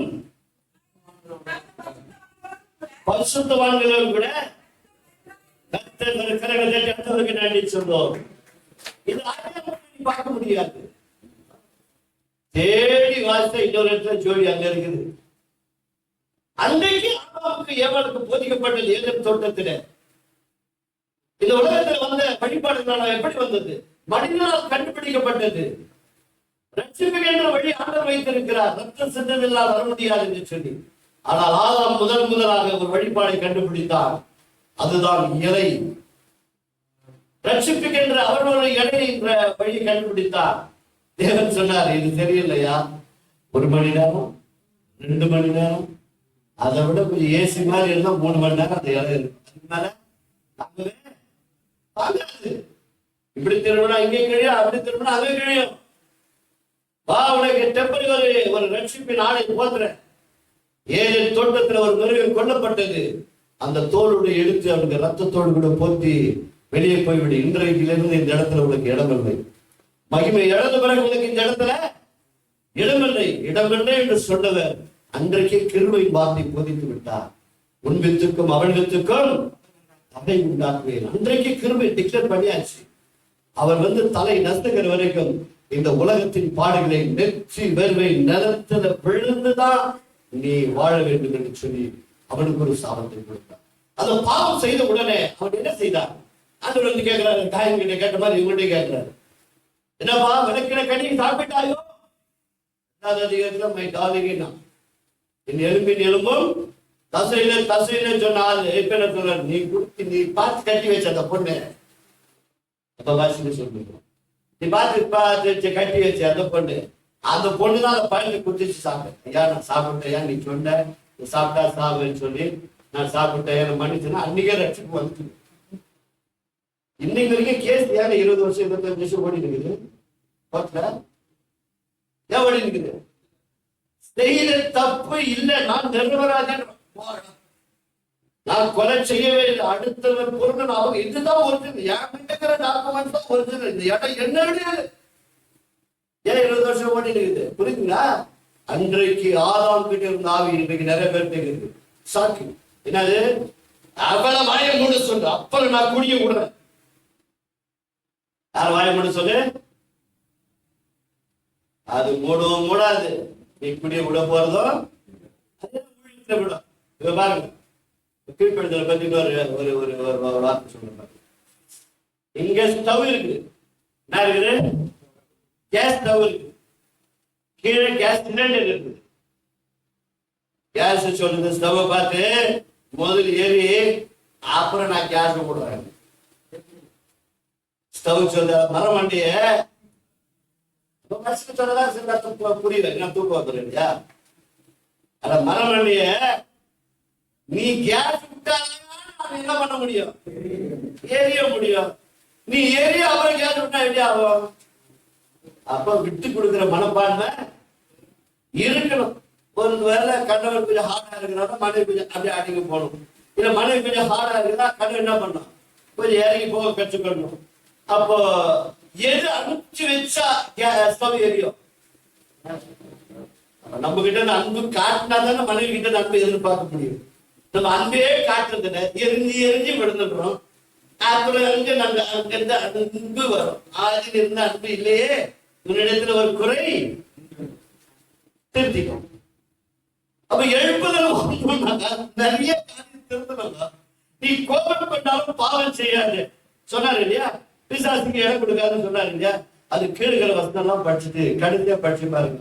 தேவன் உங்களுக்கு மன்னித்தது போல நீங்களும் ஒருவருக்கு ஒருவர் மன்னிங்க. தேவன் உங்களுக்கு மன்னிச்சார்ல, ஏன் என் மனைவி மன்னிக்க மாட்டேன்ற? ஏன் என் கணவனை மன்னிக்க மாட்டேன்ற? ஏன் என் மாமனாரை மன்னிக்க மாட்டேன்ற? ஏன் மாமனாரை மன்னிக்க மாட்டேன்ற? அப்படியே குறிப்பிடியே கொஞ்சம் எப்படி இந்த கூரை விட்டு வெளியே போகும்? அவதான் பிரச்சனை. கூரை விட்டு போகாது, கூரை விட்டு போகாது, கூரை விட்டு போகாதுன்னு நான் மாமியார் இவ்வளோ கணக்கு வச்சிருக்கேன். எப்படி உன் ஜபம் போகும்? ஆனா ஜபம் மட்டும் சொல்ல மட்டும் குதிக்கிறோம், எல்லாம் பண்றது நல்லதுதான். போச்ச ஜபம் அவன் போச்சு பாயில போட்டுக்கணும். வான மண்டலத்துல தெரியுதுல. அப்போ அந்த பொருளாதார ஆவியை கட்டினா இந்த ஆவி கரெக்டா செயல்படணும். பரிசுத்த ஆவி என்ன பண்ணணும்? உள்ள துக்கப்படாதபடி பார்த்துக்கணும். தெரிஞ்ச வசனத்தான் பிரசங்கிச்சிருக்கிற கொஞ்சம் வித்தியாசமா போதிச்சு, அவ்வளவுதான். அப்ப இந்த வசனங்கள் எல்லாம் கேட்க கேட்க கேட்க நம் உள்ளத்துல கொழுந்து விட்டு எரியணும். அன்றைக்கு பாருங்க 7-8 பேர் கூட பேசிட்டு போயிட்டு இருக்கிறாரு. 3 வருஷமா கூட இருந்தாலும் புரியவே மாட்டேங்குது. கடிஞ்சுக்கிறார் கடைசியில. மந்த எரியப்பட்டவர்கிட்ட அப்படின்னு கடிஞ்சு அப்படி போற மாதிரி ஆக்டிங் பண்றாரு. அப்பான்னு கொஞ்சம் வருந்தி கேட்டுக்கிறார். அந்த வருந்தி நீ கூப்பிட்டு ஆண்டவர், நீ எங்களோடு கூட இருன்னு சொன்னீங்க ஆண்டவரை, நாங்க விட்டுட்டோம். இவ்வளவு நாளும் பேசுனீங்க, இப்பவும் விட்டுறக்கூடாது, வருந்தி கூப்பிட்டுக்கோ. அப்பத்தப்படுற மாதிரி இந்த வசனத்தை பிட்டு கொடுப்பாரு. பிட்டு கொடுத்து அவங்க கண்கள் திறந்துடும். அல்லேலூயா. நம்முடைய மனக்கண்கள், பிரகாசமான மனக்கண்கள் திறக்கப்பட வேண்டும். ஏன் சொன்னா, அன்றைக்கு இருந்த சாஸ்திரிகள் பாருங்க, அன்றைக்கு இருந்த சாஸ்திரிகள் காலம் அறிந்திருந்தார்கள், எல்லாவற்றையும் அறிந்திருந்தார்கள். இயேசு பிறந்திருக்கிறார், வானத்திலிருந்து ஒரு நட்சத்திரம் வழிகாட்டினது. வானத்திலிருந்து ஒரு நட்சத்திரம் இயேசு எங்க பிறந்திருக்கிறான்னு உங்களுக்கு வழிகாட்டி இருக்குது. ராத்திரியிடம் இப்பதான் எல்லாம் இருக்குது. அந்த காலத்துல கூகுள் அதை பார்த்தா கண்டுபிடிச்சான். அதை பார்த்தா இன்னைக்கு கூகுள் நம்ம போட்டு போறோம் இல்லையா, அன்னைக்கே காட்டினார் கூகுள்.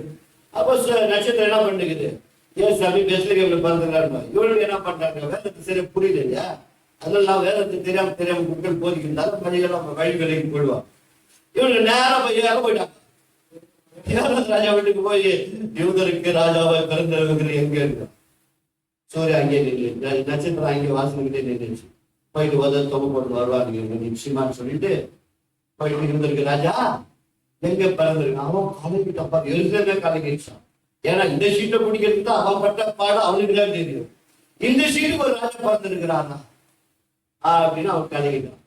இந்த உலக சரித்திரத்திலேயே வேத சத்தியத்தை புரிந்து கொள்ளும். இந்த உலக சரித்திரத்திலேயே ராஜாவை பிறந்தது ஒருத்தர் இல்லை. ராஜாவுக்கு மகன் இளவரசன், அவனுக்கு என்னைக்கு செங்கல் கொடுக்கப்படுகிறதோ அன்னைக்குதான் அவன் ராஜா. அவர் ராஜா இல்ல, இவர் பிறக்கும் போதே ராஜா. பிறக்கும் போதே இவருக்கு ராஜாவை பிறந்திருக்கிறவர் எங்கே போய் பார்த்தா அங்கே ராஜா இல்லை.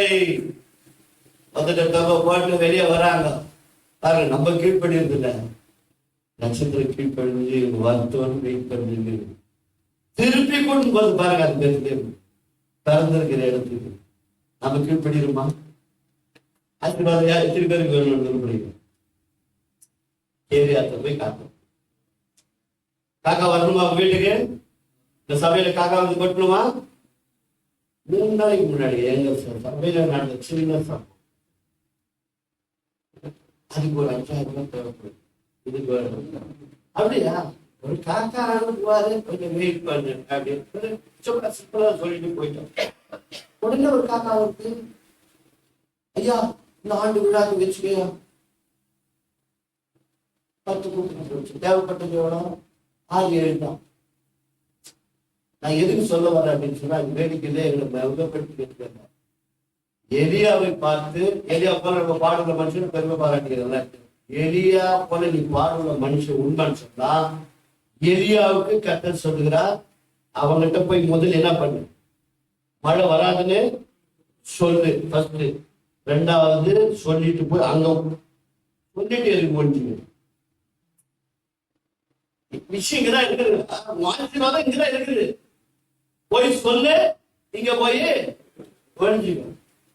போய் சொல்லிட்டு போய் நேரம் ஒழிஞ்சுக்கிட்டா பாருங்க. அவர் சொன்னாரு, நான் ஆல்ரெடி சொல்லிட்டுக்கிறேன். அவர் விஷயமாக சொன்னா அது ஒரு அளவுக்கு புரியுது, எனக்கு அது புரியல. அது இருந்து அந்த பச்சை காத்துல இருந்து கொண்டு வந்திருக்கோம். ராஜா ஒன்று நல்ல சமையல் இருந்தா அங்கிருந்து கொண்டு வந்து திருப்பி வந்து வெளியே கொடுப்பாரா பண்ணி ராஜா வீட்டுல திருடி காக்கா சொல்றது கொடுக்குமா? அன்னைக்கு ஒண்ணு இல்லாத வந்த பேர் இவங்களுக்கு வந்து வீடு பொறிச்சு வச்சுரு திருடி வந்தா கொடுத்தாரு. நிச்சயமா ராஜா வீட்டுல நிச்சயம் வந்திருக்காரு காக்கா இன்னைக்கு. அது பாருங்க, அந்த காக்கா வந்து எப்பவும் அசுத்தத்துல சாப்பிடுறப்போ அதுக்கு ஒரு குணம். செத்து எலினா ரொம்ப லட்டு மாதிரி இருக்கு. நமக்கு எப்படி சிக்கன் 65 ரொம்ப பிடிக்குமோ அது போல அதுக்கு சிக்கன் 65 எலிதான். அவ்வளவு நல்ல, அவ்வளவு அசுத்தமான காக்காக்கு பரிசுத்தமானுக்கு காலையில இறைச்சி பிரெட்டுங்க. பிரேக்ஃபாஸ்ட் இறைச்சிங்க. என்னைக்காவது சிந்திச்சிருக்கிறியா? ஒரு கூட எச்ச கூட படாம, டேஸ்ட் கூட படாம அப்படியே கூடாது. ஐயா ஐயா கொடுத்தாரு அப்படியே பேசிட்டு போயிடுச்சு. அசுத்தமான பறவை கிட்ட இருந்து பரிசுத்தமான மனுஷனுக்கு உணவு காலையிலும் மாலையிலும் வந்தான். உனக்கு அனுப்ப மாட்டாரா? உன் சபையை நிரப்ப மாட்டாரா? உன் சபையின் தேவைகளை சந்திக்க மாட்டாரா? இது யார் மொழியம்? அவருடைய மொழியம். அவருடைய தேவைகளை அவரே சந்திப்பார். அப்போஸ்தலர் நடவடிக்கை சொன்னா நீங்க அசந்து போயிடுவீங்க. படிச்சு பாருங்க. அப்போஸ்தலருடைய பாதபடியில கொண்டாந்து வச்சாங்களா? எல்லாம் கொண்டாந்து யாராவது வச்சாங்களா? ஆமா. அப்படிதான் நம்முடைய ஊழியமா இருக்கணும். நம்ம போய் பார்க்கறதுக்கு வேற வேலை இல்லை. ஒன்று திமுக 10 நிமிஷம் முடிச்சுக்குமா? பிடிக்காதன்னு எல்லாம் சொல்லுங்க. 1 திமுக 6:10 படிக்கணும். அப்படியே 13 எல்லா தீமைக்கும் வேற இருக்கிறது. சிலர் அதை இச்சித்து விசுவாசத்தை விட்டு விலகி அநேக வேதனைகளாலே கடவுள் குத்தல அவங்களே குத்திக்கிறாங்க. அப்புறம் அது ரொம்ப முக்கியம். நீயோ தேவனுடைய மனுஷன் எப்படி சொல்றாங்க பாரு, நம்மள பார்த்து, தேவனுடைய மனுஷனே இவைகளை விட்டு ஓடி நீதியையும் தேவ பக்தியையும் விசுவாசத்தையும் அன்பையும் பொறுமையும் சாந்த குணத்தையும் அடையபடி நாடு கரங்களை தேடி அளவுகள் சொல்லுவோம். மனம் திருமணா பண ஆசைகளுக்கு ஓடி இந்த குவாலிட்டி உள்ள வந்துடணும். கடைசியா 13 நீங்கள் பண ஆசை இல்லாதவர்களாக இருந்து உங்களுக்கு இருக்கிறது போதும் என்று எண்ணுங்கள். நான் உன்னை விட்டு விலகுவதும் இல்லை, உன்னை கைவிடுவதும் இல்லை. படிப்போம். நான் உங்களை விட்டு விலகுவதில்லை, கைவிடுவதில்லை. எப்பொழுது? பண ஆசை இல்லாத பொழுது. நம்ம அது பாதி வசனம் மட்டும் வீட்டுல எல்லாத்தையும் போட்டுருக்கோம். நான் உன்னை விட்டு விலகுவதும் இல்லை, உன்னை கைவிடுவதும் இல்லை. நேரங்கிறது எங்க போச்சு? அதையும் சேர்த்து போடணும். அப்பதான் வரவழைப்பு சுவிசேஷம். அப்போ இன்றைய காலங்களுக்கு ஒரே ஒரு காரியத்தை சொல்லி முடிக்கிறேன். விளையாட்டு அல்ல, என்னுடைய ராட்சியம். பரலோக நாட்டுக்கு ஊழியக்காரர் நானாதிபதிகளாக நாம் இருக்கிறோம். யோவான் 9:4 சொல்கிறது, பகல் காலம் இருக்கிற மட்டும்தான் கிரிகளை செய்ய முடியும், ஒருவரும் செய்யக்கூடாத பிரார்த்தனை. அதற்கு முன்பாக உனக்கு கொடுக்கப்பட்ட ஓட்டத்தை ஓடி நாம் முடிக்க வேண்டும். ஓடாமல் போகும் என்று சொன்னார். சில காரியங்கள் நாம் அறியாமலே ஜெபித்துக் கொண்டிருக்கிறோம். சங்கீதம் 2:8 நிறைய சபைகள்ல வால்போஸ்டெல்லாம் கூட போட்டு அதை கேட்கும் போது எனக்கு வேதனை தான். என்னை கேளும் கொடுத்துக்கிறாரா இந்தியா மட்டும் நீங்க சொல்ல சீக்கிரம் கொடுத்துக்கிறாரு. அந்த ஜபம் கேட்கப்பட்டுச்சா இல்லையா? இந்தியாவில் சட்டம் வந்துருச்சா? மாத்தவே கூடாது சட்டம் இருக்குதா? ஒரு சில வழிமுறைகள் கொடுத்துருக்க. மாத்தவே கூட சட்டம் வந்துச்சா? அப்ப என்னை கேளும் ஜாதின்னு சொல்லியிருக்காங்க. வீட்டுக்கு முன்னாடி எத்தனை இந்துக்கள் இருக்கிறாங்க, எத்தனை இஸ்லாமிய இருக்காங்க, எத்தனை புரஜாரிகள், கடவுள் நம்ம அதோட பேர் இருக்கிறோம். காசு தரத்து தானே இருக்குது. ஜாதிகளை கேட்ட கொடுத்துதானே இருக்கிறார். நாம் சொல்லுமா? அதான் முக்கியம். அப்ப சொல்ல கற்றுக்கொள்ள வேண்டும். போல் சொல்றாரு, நான் சுவிசேஷத்தை அறிவிக்க நிற்கப்பட்டது கண்களை மூடி சிறப்பாக கிருபையுள்ள நல்லாக தகப்பனே என்று கேட்கப்பட்ட ஒவ்வொரு காரியத்தை நாங்கள் நினைத்து பார்க்கும் பொழுது அன்று எத்தனையோ காரியங்களை வெளிப்படுத்துகிறேன் சுவாமி. இந்த காரியங்கள் எல்லாம் நாங்கள் அன்றோட சில காரியங்களை தப்பாய் புரிந்து கொண்டிருந்தாலும் இன்றைக்கு அதை அறிந்து கொள்ளும்படி புரிந்து கொள்ளும்படி கர்த்தத்தாமை அனுகிரகம் செய்ய நாங்கள் சொல்கிறேன். இதயத்தில் சுத்தம் பண்ணுவார் பாக்கியவான் என்று சொல்கிறேன். முதலாவது எங்கள் இதயத்தை நாங்கள் பண்பெடுத்து கற்றுக்கொண்ட கர்த்தர் கிருபை தாருங்கப்பா. ஒன்றும் நாங்கள் ஆண்டன வழியோரம் விதைத்து விடக்கூடாது சுவாமி. ஒன்றும் நாங்கள் ஆண்டன பாறையில விதைத்து விடக்கூடாது. ஒன்றும் நாங்கள் ஆண்டன பொருட்களில் விதைத்து விடக்கூடாது. நல்ல நிலத்துல விதைக்கும் பொழுது 30, 60, 100 என்று சொல்லப்பட்ட வேத சத்தியங்கள் சபைகளில் இன்றிலிருந்து 30ஆகவும் 60ஆகவும் 100ஆகவும் வளரும்படி ஆத்துமாக்களை கொள்ளை பொருளார் உங்களுடைய பிள்ளைகளை தெரிந்து கொள்ளப்பட்ட சபைகளிலே இன்றைய நிரப்ப ஆரம்பிக்கிட்டோம் சுவாமி. ஆவியானவர் செயல்படுகிற ஆவியானவருடைய பிள்ளைகளை நிரப்புங்க. உணர்வுள்ளவர்கள் மனதமிழவர்கள் சபைகளிலே நிரப்புவது அடுத்த முறை நாங்கள் பார்க்குவது கர்த்தர் சபையை நிரப்பினார் என்று சொல்லத்தக்க கர்த்தர் உதவி செய்ய ரட்சிக்கப்படுகிறவர்களை கர்த்தர் சபையை கொண்டு வந்து சேர்த்தார் என்று பார்க்கிறோம். நாங்கள் அல்ல ஆண்டவரே, விதைக்கிறவர்களால் அல்ல, நீர் பாய்ச்சுகிறவர்களால் அல்ல, விளைச்செய்கிறேன் தேவனாலே ஆகும் என்ற இந்த வேத சத்தியத்தின்படி உங்களுடைய பிள்ளைகளை நிரப்பும். தன்னை தானே வெறுத்து தன் சிலுவையை சுமந்து கொண்டு உங்களை பின்பற்றி வரக்கூடிய அந்த அருளை உடைய பிள்ளைகளுக்கு அபிஷேக தைலத்தினால் நிரப்பும்படியாக நாங்கள் செபிக்கிறோம். எங்களை அழைத்த தேவ ஊழியர்களுக்காக மீண்டுமாய் நன்றி செலுத்துகிறோம். இந்த கள்ளக்குறிச்சி பகுதியில் இருக்கிற அனைத்து ஊழியர்களுக்காக, அனைத்து சபைகளுக்காக ஒரே மனம் ஒரே தேவனவர்களாய் ஆதி திருச்சபையிலே ஆண்டவர் எப்படி சபை வளர்ந்ததோ அப்படி ஒரு பெரிய ஒரு எழுப்புதல் உண்டாகும்படி, ஒரு தரிசனத்தோடு கூட்டத்தை ஆரம்பித்திருக்கிற இந்த கூட்டங்கள் இனியும் விரிவாகும்படி ஆயிரக்கணக்கான ஊழியர்கள் ஒருமனப்பட்டவர்களாய், ஆயிரக்கணக்கான சபைகள் ஒன்று சேர்ந்து ஒருமனதாய் செபிக்கிற பிள்ளைகளாய் சபை பாகுபாடு என்று இந்த இயேசு கிறிஸ்து இந்த உலகத்துக்கு அறிவிக்கத்தக்க தேவ அபிஷேக தைலத்தினால் நிரப்பும்படியாய் இப்ப இயேசு நாமத்தால் செபிக்கிறோம் பிதாவே.